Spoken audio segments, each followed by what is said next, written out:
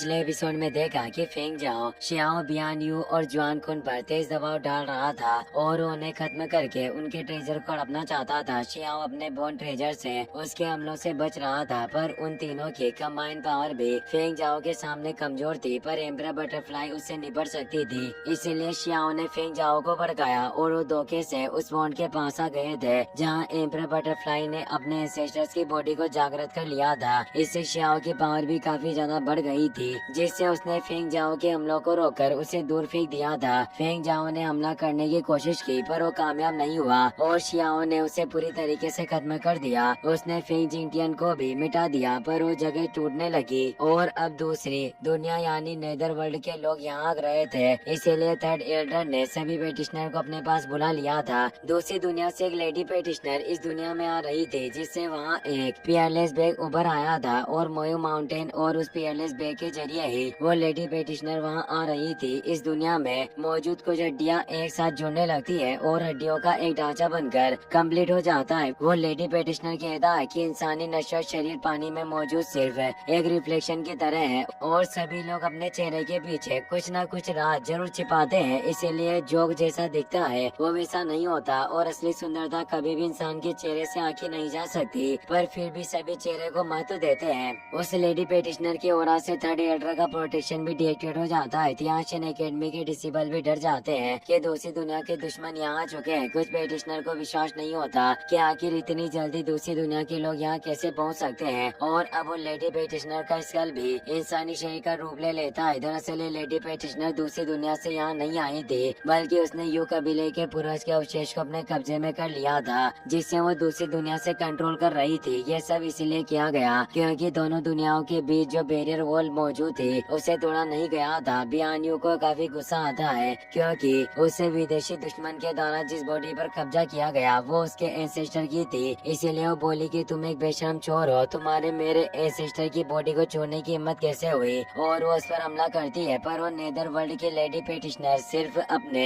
एक फिंगर से उस हमले को रोक देती है और बोलती है कि अगर मेरा असली शरीर इस दुनिया में आकर उतरा होता तो मुझे कभी भी इस ब्रोकन बॉडी वाले तुम्हारे सिस्टर के खोल को उधार लेने की जरूरत नहीं पड़ती। पर दुर्भाग्य की बात है कि वन एंड अर्थ ने मुझ पर कुछ पाबंदियां लगाई हुई है, जिससे मैं खुद यहाँ ना आ सकी और मुझे इस गंदी बॉडी में जगह लेनी पड़ी। बियानियो को काफी गुस्सा आता है। वो उसके सिस्टर की इंसल्ट कर रही थी, पर बियानियो कुछ नहीं कर सकती थी। थर्ड एल्डर कहते हैं कि चाहे तुम किसी भी तरह से इस दुनिया में आ गई हो, पर आखिर तुम्हारी योजनाएं क्या है। वो लेडी पेटिशनर बोलती है कि यह कोई साजिश नहीं, लेकिन पारस्परिक रूप से ये हम सबके लिए काफी फायदेमंद होगा, क्योंकि जब दोनों दुनिया के बैरियर को नष्ट कर दिया जाएगा तब दोनों दुनियाओं के बीच एक भयंकर युद्ध होगा। हालांकि मैं व्यक्तिगत रूप से अपने दुनिया की बॉर्डर को पार नहीं कर पाई, लेकिन हमारी दुनिया के यंग पेटिशनर इस रियल में ऑपरेट कर सकते हैं। इसीलिए हम औपचारिक रूप से टकराव से पहले क्यों न इस नए जनरेशन की पीढ़ी को ही आपस में लड़ने दिया जाए। इससे ये एक दूसरे की पावर को जान पाएंगे और इन्हें एहसास होगा कि आखिर इनका सामना किनसे होने वाला है। यह हमारे दोनों पेटिशनर के लिए बेहतर होगा।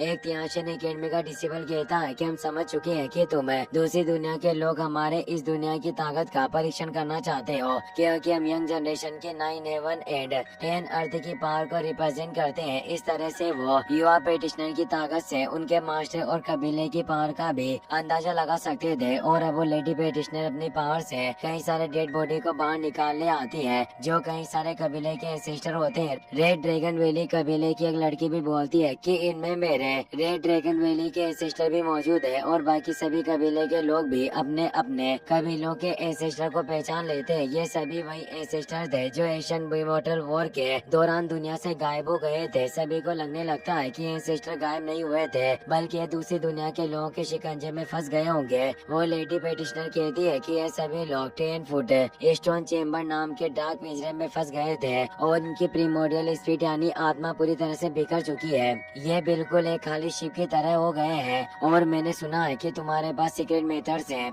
जिससे तुम डार्क लैंड से लोगों को वापस से गाइड करके अपनी दुनिया में ला सकते हो। शियाओ को याद आता है कि ये वही लोग होने चाहिए जिन्हें मैंने इमोर्टल एनर्जी स्ट्रेंथ की खेती करते वक्त देखा था, क्योंकि वो भी इमोर्टल एनर्जी स्ट्रेंथ के वक्त एक डार्क लैंड में फंस गया था जहाँ कई सारे डार्क प्रिजन में हजारों पेटिशनर कैद थे। लेडी पेटिशनर बोलती है कि अगर तुम हमारी चुनौती को स्वीकार करते हो, और चाहे तुम्हारी जीत हो या हार, लेकिन हमारा रियल में तुम्हारे इन एंसेस्टर की बॉडी को वापस तुम्हें लौटा देगा। इसीलिए मुझे बताओ कि क्या तुम्हारे युवा लोग हमारे यंग जनरेशन के लोगों से लड़ने के लिए तैयार हैं? थर्ड एल्डर सोच में डूब गए थे, पर बियानी उन्हें कहती है कि हमारे इन एंसेस्टर के पास कई सारी खोई हुई विरासत और ट्रेजर टेक्निक्स मौजूद है। भले ही हमारे पास इन्हें लेने का एक छोटा सा मौका हो, पर हमें इन्हें प्राप्त करने की पूरी कोशिश करनी चाहिए। थर्ड एल्डर कहते हैं कि दूसरी दुनिया के लोग पूरी तैयारी के साथ आए हैं, इसीलिए इनके साथ लड़ना एक जुए की तरह होगा। तो एक और डिसिबल बोलता है कि हम उनके यंग जनरेशन के लोगों से डरते नहीं है। अगर हमारे पूर्वजों का अपमान किया जाता है तो हम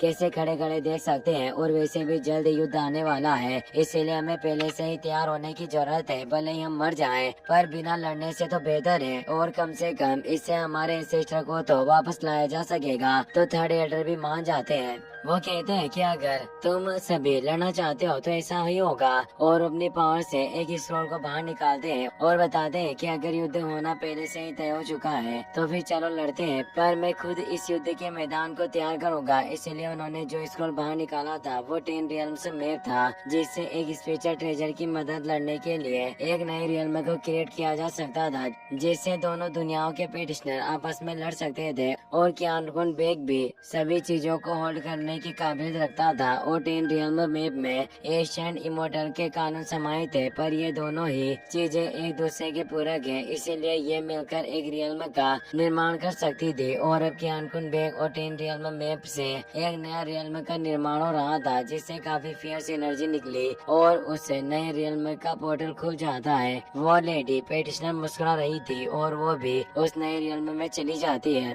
थर्ड एल्डर अपने सभी डिसिबल से बोलते हैं कि ये लड़ाई काफी ज्यादा खतरनाक होने वाली है, इसीलिए मैंने इस दुनिया की बाउंड्री पर एक भागने का रास्ता सेट किया है, पर दूसरी दुनिया के लोग उस रास्ते से बाहर नहीं निकल सकते, इसीलिए मौका पाकर तुम अपनी जान बचा सकते हो, लेकिन एक बार बाहर निकलने के बाद तुम अंदर नहीं जा पाओगे। सभी डिसिबल तेजी से उस बैटल रियल में जाने लग जाते हैं। अब सिर्फ श्याओ और वांगशी ही बचे थे। वांगशी उसे वापस वो जेड हेड ट्रेजर देती है और कहती है कि तुम्हें पहचानना होगा कि इससे हम एक दूसरा ख्याल कैसे रख सकते हैं। श्याओ उसे ले लेता है और सोचता है कि मैंने जुआन कुन और बियान यू से बात कर ली थी कि वो विंड कबीले के उस फेंग जिंकियन के साथ हुई लड़ाई को वो लोगों के सामने लेकर नहीं आएंगे, इसीलिए अगर विंड और युआन कबीले के लोग इन्वेस्टिगेशन करते हैं तो मैं वांग फैमिली के इस प्रोटेक्शन को एक कवर की तरह इस्तेमाल कर सकता हूँ और वो मुझ पर उंगली नहीं उठा पाएंगे। इसीलिए उसने उसे पहन लिया और अब वो भी उस बैटल रियल्म की तरफ बढ़ने लगा।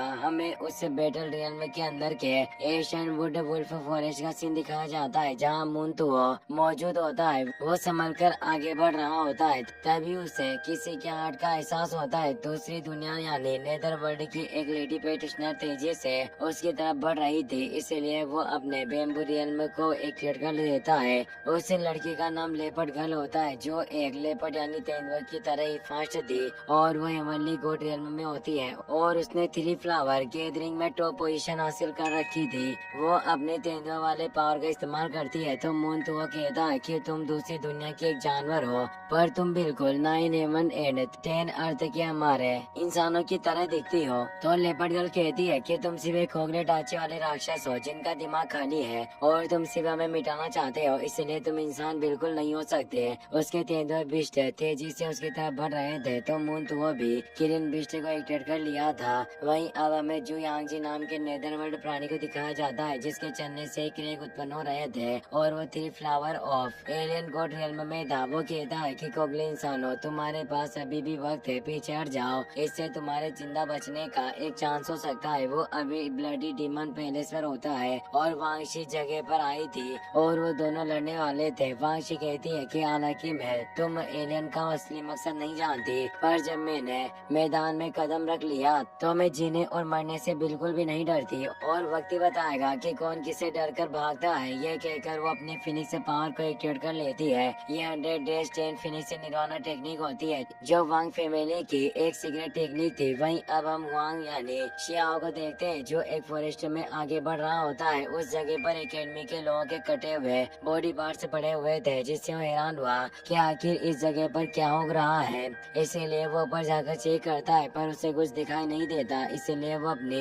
डिवाइन आई की मदद से चेक करता है। उसे फॉरेस्ट में एक तियाशियन पेटिशनर दिखाई देता है जो काफी डरा हुआ था। इसलिए वो जल्दी से उसके पास पहुंच जाता है पर वो अभी भी काफी डरा हुआ था। इसलिए शियाओ पूछता है कि आखिर तुम्हें हुआ क्या है। तो वो डरते हुए कहता है कि जल्दी से पीछे हट जाओ, यहाँ पर कोई अदृश्य जीव मौजूद है जो सभी को खा रहा है। तभी वो अदृश्य राक्षस आकर उसे भी मारकर खा जाता है। ये देखकर शियाओ हैरान हुआ। वो समझ चुका था कि यहाँ पर एक पावरफुल ऑरा वाला भयंकर जीव मौजूद है पर उसे समझ नहीं आता कि आखिर वो उसे देख क्यों नहीं पा रहा है। वो अदृश्य जीव अब शियाओ के चारों तरफ मंडराने लगता है पर शियाओ को आवाज में उसके मौजूदगी का पता चल गया था, जिससे जब वो अदृश्य जीव उस पर हमला करने लगा तो उससे पहले शियाओ को भनक लग गई और वो कहता है कि तुम हवा में छिप रहे हो पर मुझसे बच नहीं सकते। और वो फिस्ट अटैक करता है पर वो अदृश्य जीव काफी फास्ट था, शियाओ से देख नहीं पा रहा था। तभी वो बिस्ट उस पर पीछे से अटैक करने के लिए बढ़ने लगा पर शियाओ वक्त रहते ऊपर आ जाता है और अपने लियो ब्रांच की मदद से हमला करने लगता है। उस अदृश्य जीव की आवाज आती है कि तुम्हारा ये मुंह वाकई कमाल का है। आज से पहले मैंने किसी को इस टेक्निक का इस्तेमाल करते हुए नहीं देखा। पर वो बिस्ट सामने नहीं आ रहा था। शियाओ परेशान हुआ कहता है कि इस बिस्ट के होने की एग्जैक्ट जगह का पता लगाना न मुश्किल है, इसीलिए इसे पकड़ना भी काफी मुश्किल होगा। और वो तेजी से आगे बढ़ने लगा पर तभी उसके पास एक जायंट आई नजर आती है। इसी के साथ ये एपिसोड यहीं पर खत्म हो जाता है। वीडियो पसंद आया हो तो अपने दोस्तों के साथ शेयर करना, साथ इस वीडियो को लाइक और चैनल को सब्सक्राइब करने के लिए आपका तहे दिल से शुक्रिया। Thanks for watching.